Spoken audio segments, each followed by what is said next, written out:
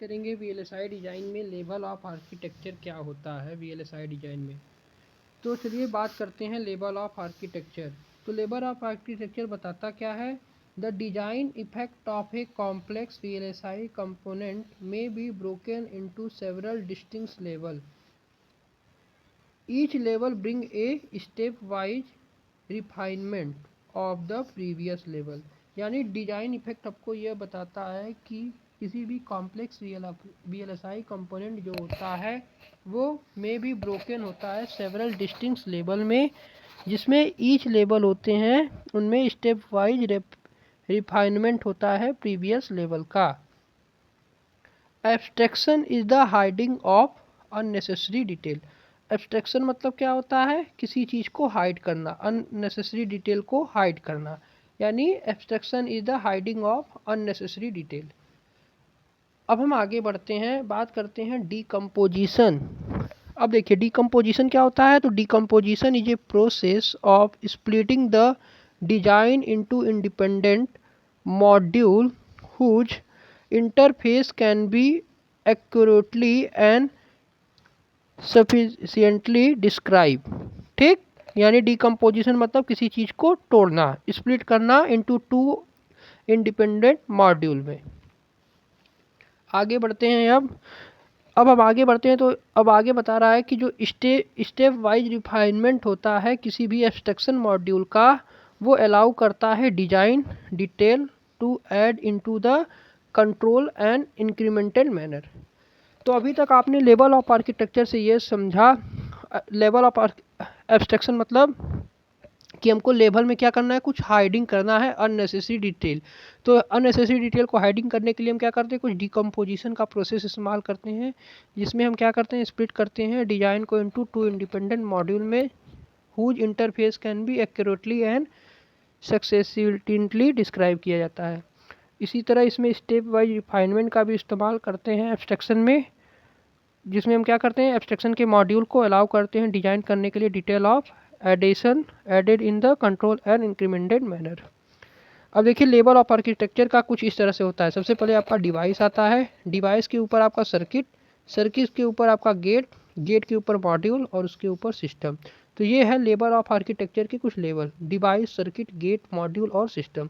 सबसे पहले डिवाइस होता है, फिर सर्किट होता है, फिर गेट, फिर उसके बाद मॉड्यूल, फिर उसके बाद सिस्टम होता है। ठीक, अब हम आगे बढ़ते हैं, यानी कैसे बनता है कोई भी चिप वीएलएसआई डिजाइन में, तो वही बताता है लेवल ऑफ आर्किटेक्चर। अब देखिए level of architecture can be categorise as follow. अब लेवल ऑफ आर्किटेक्चर जो होता है वो कुछ तरह से कैटेगराइज किया जाता है, मेनली 3 तरह से कैटेगराइज होता है लेवल ऑफ एब्स्ट्रैक्शन जो है। आर्किटेक्चर बार बार बोला एब्स्ट्रैक्शन है, तो लेवल ऑफ एब्स्ट्रैक्शन जो है वो कैटेगराइज होता है एज फॉलो। कौन कौन से लेवल में, तो सबसे पहले आता है रेगुलरिटी क्या होती है, इसको रीड करेंगे, फिर मॉड्यूलरिटी क्या होती है, इसको रीड करेंगे, फिर लोकेलिटी क्या होती है। तो चलिए रेगुलरिटी को पढ़ते हैं कि रेगुलरिटी क्या होता है। तो रेगुलरिटी क्या है, regularity indicate that the decomposition process must not provided a large number of block. यानी रेगुलरिटी इंडिकेट करती है कि जो हम डीकम्पोजिशन प्रोसेस का इस्तेमाल करते हैं वो प्रोड्यूस नहीं करता लार्ज नंबर ऑफ ब्लॉक को, and the block need to similar as such as possible. Block को क्या आवश्यकता होनी चाहिए, सिमिलर होना चाहिए एज मच एज पॉसिबल। तो रेगुलरिटी यही इंडिकेट करता है, यानी रेगुलरिटी आपको यह बताता है कि जो डीकम्पोजिशन प्रोसेस होता है वो must not provided large number of, वो लार्ज नंबर ऑफ ब्लॉक को प्रोड्यूस नहीं करता है। ठीक, यानी रेगुलरिटी आपको ये बताता है कि जो डीकम्पोजिशन प्रोसेस होता है वो लार्ज नंबर ऑफ ब्लॉक को नहीं प्रोड्यूस करता है, यही बताता है। ठीक, जो ब्लॉक होते हैं उनको आवश्यकता होती है similar as match as possible, जितने सिमिलर होंगे वही ब्लॉक को आवश्यकता होती है, सिमिलरिटी। तो रेगुलरिटी आपको यही बताता है। ठीक, उसी तरह मॉड्यूलरिटी की बात करते हैं। मॉड्यूलरिटी क्या है, तो modularity is an another important aspect of hierarchy decomposition.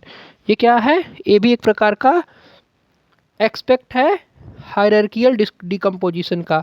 इसका मतलब क्या होता है, इसका मतलब है it's mean that functional block must have well defined interface and functionality. इसका मतलब होता है कि जो फंक्शनल ब्लॉक होते हैं उनके पास एक वेल डिफाइंड इंटरफेस होना चाहिए और फंक्शनलिटी होनी चाहिए। Modular design allow different module to be design. जो मॉड्यूलर होता है मॉड्यूल वो डिजाइन करता है अलाउ करने के लिए डिफरेंट मॉड्यूल को जो कि डिजाइन किया जाता है। Concurrently and also enable design reuse. और कॉनकरेंटली इसका इस्तेमाल करते हैं और ये इनेबल करता है डिजाइन के रीयूज को। ठीक, तो मॉड्यूलरिटी क्या है? एक प्रकार का another type of hierarchy decomposition है।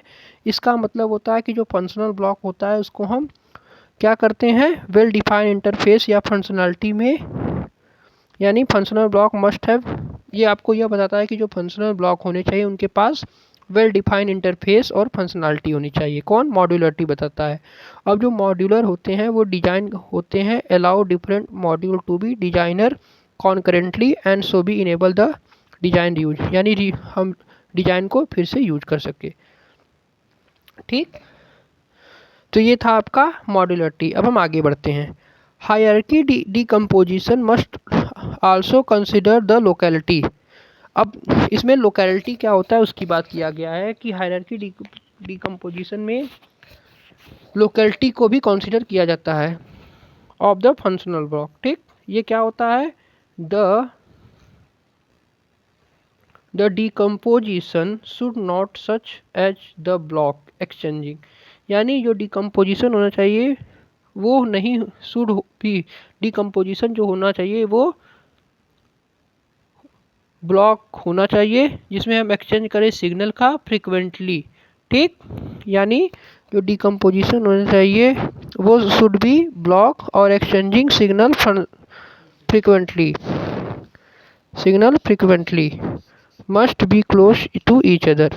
ठीक, यानी आपको लोकेलिटी क्या बताता है कि जो डिकम्पोजिशन होना चाहिए वो ब्लॉक में होना चाहिए और जिसमें हम एक्सचेंजिंग करें फंक्शनलिटी को,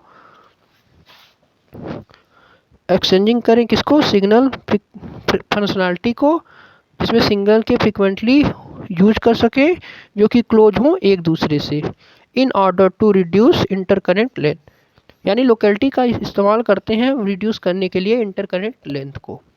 ठीक, अब हम बात करते हैं सीमॉस लॉजिक। सीमॉस लॉजिक क्या होता है? तो सीमॉस इंटीग्रेटेड सर्किट की अब हम बात करते हैं।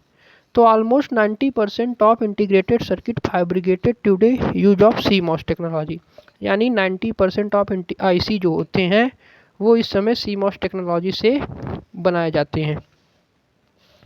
CMOS have outperform the BJT due to the following superior performance. CMOS जो होता है वो आउट परफॉर्म करता है बीजेसी से, क्यों? Due to superior performance. क्यों हम सीमॉस का इस्तेमाल करते हैं बीजेटी की जगह? तो इसका आंसर है कि इसमें लो पावर डिसिपेशन होता है, ये लो एरिया को रिक्वायरमेंट होता है due to less device requirement, क्योंकि इसमें डिवाइस कम होता है इसलिए इसमें लो एरिया इस्तेमाल किया जाता है। ईजी स्केलिंग डाउन होता है मॉस डिवाइस डायमेंशन से, और इसमें लो फैब्रिकेशन इसका कॉस्ट होता है। तो ये है advantage of CMOS over BJT. अब कभी कभी क्वेश्चन ये भी पूछता है कि सिलिकॉन का ही ज़्यादातर इस्तेमाल क्यों किया जाता है इसी के फैब्रिकेशन के लिए? तो इसका आंसर क्या है? तो इसको पढ़ते हैं। Silicon is use for mostly all IC fabrication because of the following reason. क्यों? Abundant of silicon is nature, क्योंकि सिलिकॉन आसानी से नेचर में मिल जाता है। High quality native oxide of silicon SiO2, high quality native oxide of silicon भी हम मिल जाता है SiO2। ठीक, अब हम आगे बढ़ते हैं। Appropriate mechanical strength up to 20 inch wafer, यानी इसमें जो मैकेनिकल स्ट्रेंथ होता है वो 12 इंच पर होता है, इंच वेपर होता है। अब हमको क्वेश्चन अराइज होता है कि डिस्क्राइब कीजिए property of material use CMOS integrated circuit, यानी कौन से हम मटेरियल का इस्तेमाल करते हैं सीमॉस इंटीग्रेटेड सर्किट को बनाने के लिए? तो सिलिकॉन जो है is use for a substrate, silicon का इस्तेमाल किया जाता है सबस्ट्रेट के लिए। Any other material should be compatible with silicon, और ऐसे मटेरियल का इस्तेमाल करते हैं जो कि कंपेटिबल हो सिलिकॉन से। New material should not increase production cost, यानी जो कोई नया मटेरियल होना चाहिए वो प्रोडक्शन कॉस्ट को इंक्रीज ना करना चाहे। यानी CMOS को बनाने के लिए सबसे पहले हम सिलिकॉन सब्सट्रेट का इस्तेमाल करते हैं, फिर ऐसे मटेरियल का इस्तेमाल करना चाहिए जो कि कंपैटिबल हो सिलिकॉन के लिए। अब जो न्यू मटेरियल को हम इस्तेमाल करेंगे वो प्रोडक्शन कॉस्ट को इंक्रीज नहीं करना चाहिए। ठीक, उसी तरह क्वेश्चन अराइज होता है कि कौन सा मटेरियल इस्तेमाल करते हैं। Material for gate and insulator must है फॉलोइंग प्रॉपर्टी। अब ऐसे मटेरियल का इस्तेमाल करते हैं जो कि गेट और इंसुलेटर के लिए हो, उसके पास क्या क्या प्रॉपर्टी होनी चाहिए उसको हम रीड करते हैं। ठीक, तो जैसे कि सिलिकॉन का ही ज़्यादातर इस्तेमाल किया जाता है, तो be compatible with silicon technology, हमको क्या होना चाहिए, कंपेटिबल होना चाहिए सिलिकॉन टेक्नोलॉजी का। ऐसी मटेरियल का इस्तेमाल करेंगे गेट को डिजाइन करने के लिए या इंसुलेटर को जो कि सिलिकॉन के लिए कंपेटिबल हो। प्रोवाइडेड करे गुड इंटरफेस विद सिलिकॉन, और इसमें गुड इंटरफेस हो सिलिकॉन को।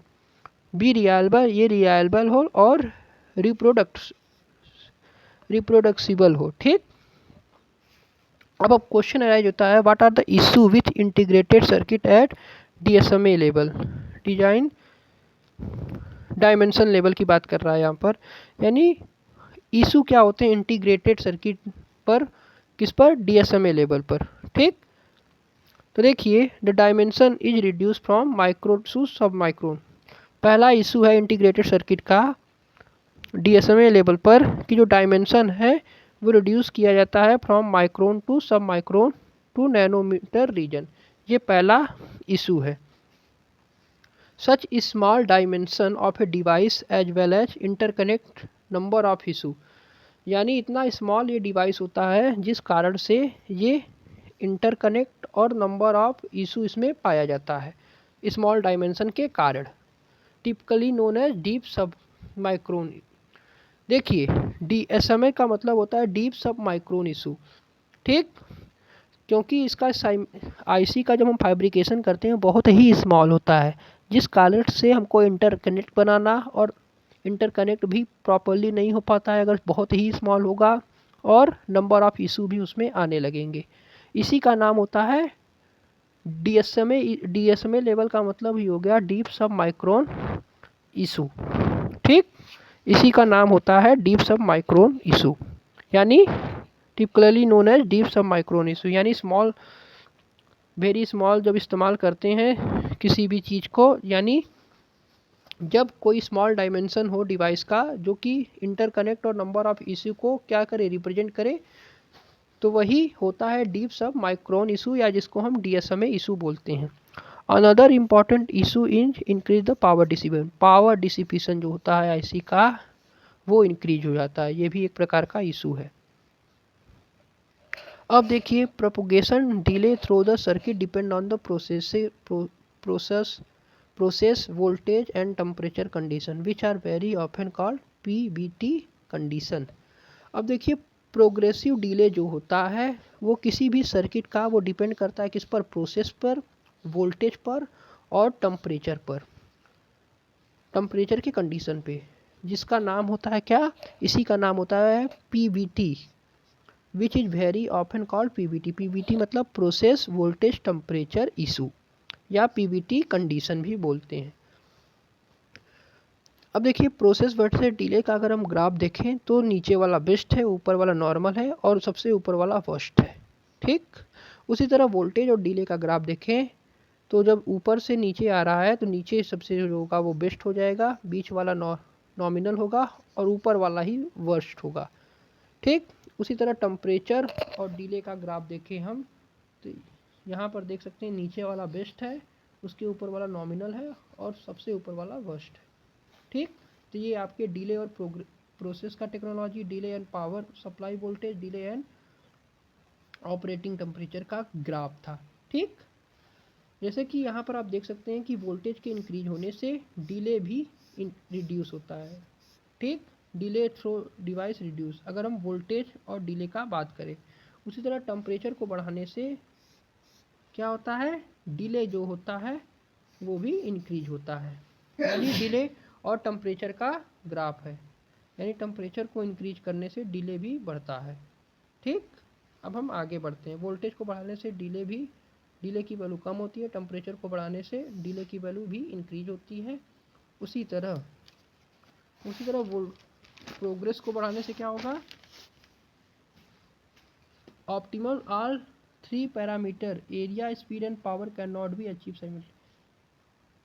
ठीक, उसी तरह प्रोग्रेस की बात करें तो प्रोग्रेस में भी जैसा कि टेम्परेचर का काम है वही प्रोग्रेस में भी यही सेम चीज़ होगा।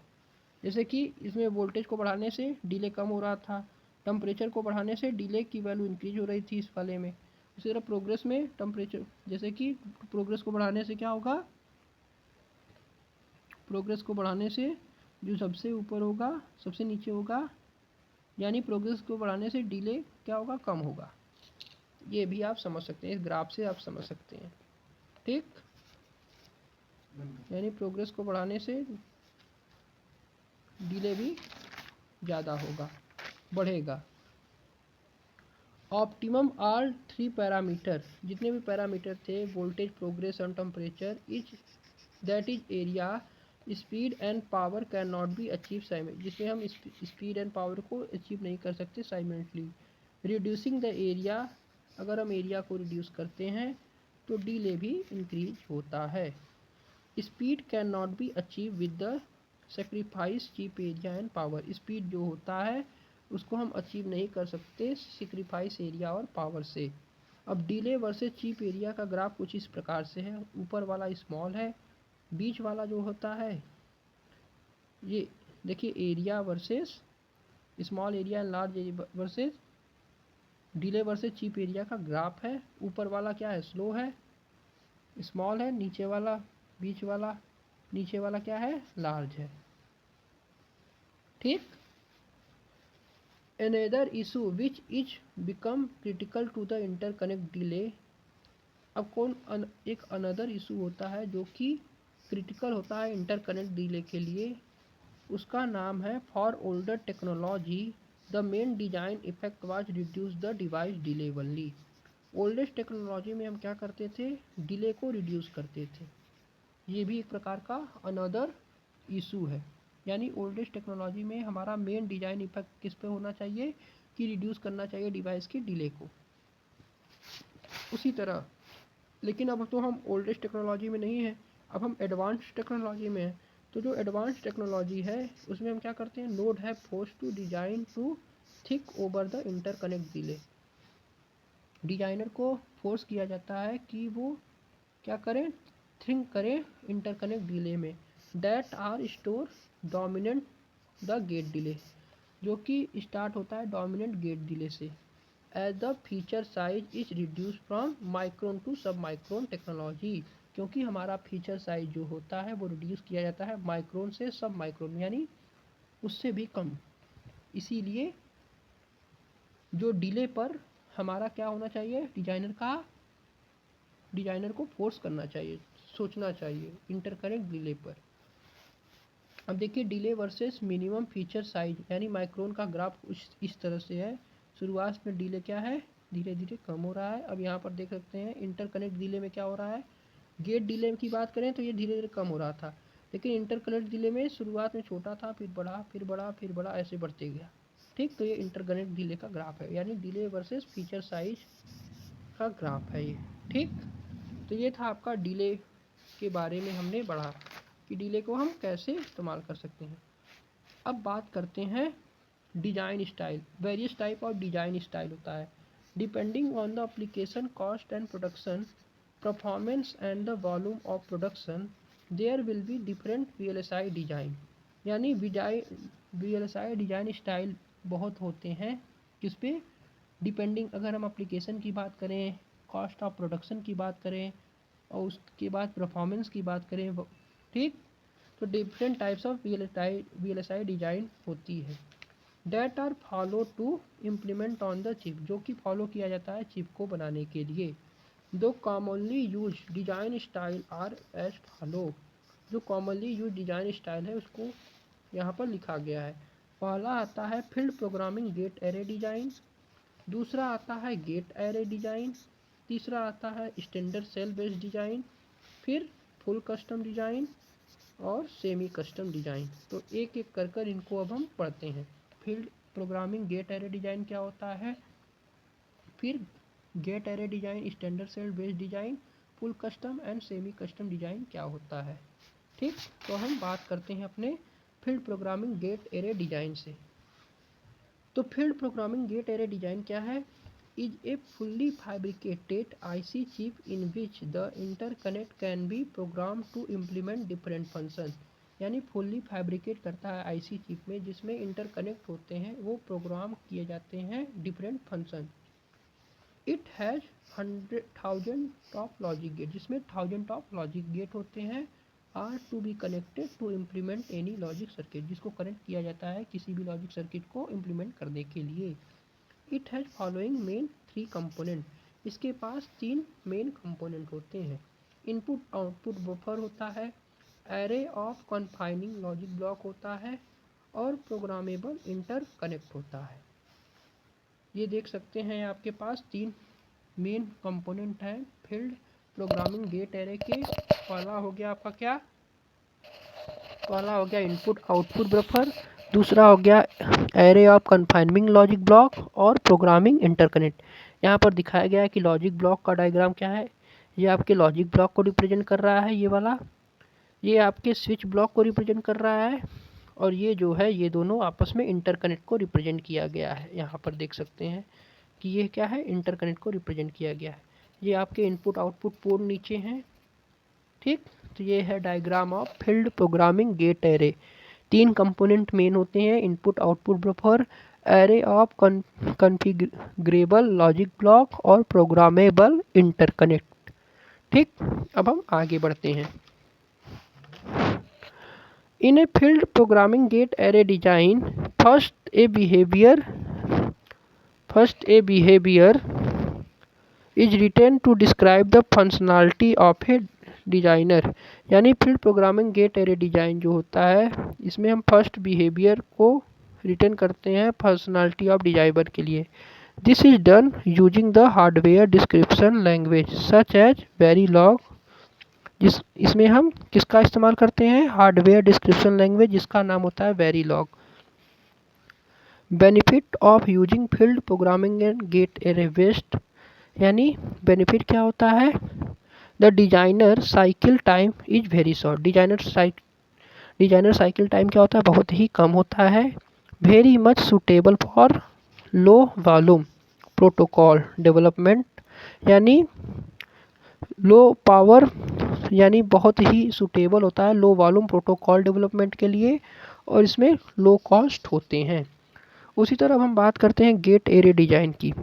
तो गेट एरे डिजाइन क्या है, in a gate array structure the transistor are fabricated on the silicon wafer. Gate array architecture में ट्रांजिस्टर फैब्रिकेट किए जाते हैं सिलिकॉन वेफर में, but the interconnect are not fabricated, इसमें कोई भी इंटरकनेक्ट नहीं बनते हैं।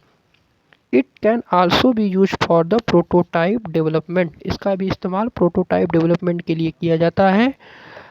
इन ए शॉर्ट टाइम के लिए ranked after field programmable gate array, यानी जो कि रैंक किया जाता है after field programmable gate array के लिए। अब इसके भी 3 प्रकार के टाइप होते हैं किसके, गेट एरे डिजाइन के लिए। तो gate array are following 3 types. Gate array जो होते हैं वो 3 तरह के होते हैं, चैनल्ड, चैनललेस एंड स्ट्रक्चर। तो चैनल क्या होता है, in a channel gate array architecture there are row of transistor called array and channel are provided between the row and transistor for interconnect.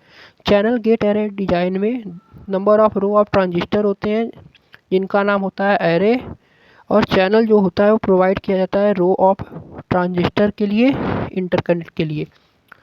Channel less gate array design क्या होता है, जिसमें कोई channel नहीं होता है between the row, as there are no channel in the channel less architecture, the interconnection are made by drawing metal line through the unused transistor. ठीक, इसमें अनयूज्ड ट्रांजिस्टर होते हैं। इन केस ऑफ स्ट्रक्चर यानी channel less gates array design में कोई भी channel नहीं होता है between the row, as there is no channel in the channel less architecture, क्योंकि कोई चैनल नहीं है जो इंटरकनेक्ट हो जाते हैं, उसका हम इस्तेमाल करते हैं drawing metal line through the unused transistor. उसी तरह in case of structure gate array, तो देखिए हमने चैनल गेट एरे की बात किया जिसमें चैनल होता है, फिर चैनल लेस की बात किया तो इसमें कोई चैनल नहीं होता है, तो इसमें इंटरकनेक्ट जो होते हैं उसका इस्तेमाल किया जाता है, बनाए जाते हैं ड्राइंग मेटल लाइन के लिए थ्रू द अनयूज ट्रांजिस्टर के लिए। उसी तरह स्ट्रक्चर गेट एरे डिजाइन क्या होता है, in case of structure gate array architecture either channel और channel less structure can be use, जिसमें हम चैनल या चैनल लेस आर्किटेक्चर का इस्तेमाल करें, स्ट्रक्चर का इस्तेमाल करें। But the only difference is that include custom block, इसमें कस्टम ब्लॉक होता है किसमें, स्ट्रक्चर गेट एरे में। ठीक ठीक, यानी यहाँ पर आप देख सकते हैं कि आपका चैनल गेट एरे है जिसमें बेस सेल है, यहाँ पर ये देखिए बेस सेल है। ठीक, यहाँ पर चैनल है बीच में, ये चैनल है। अब चैनल लेस में क्या होगा, चैनल लेस में यहाँ पर कोई भी चैनल नहीं होगा। ठीक, उसी तरह स्ट्रक्चर वाले में क्या होगा, कस्टम ब्लॉक होगा। देखिए यहाँ पर कस्टम ब्लॉक है ये सब। ठीक, यहाँ पर देखिए कस्टम ब्लॉक ये रिप्रेजेंट किया गया है। ठीक, तो यह है स्ट्रक्चर।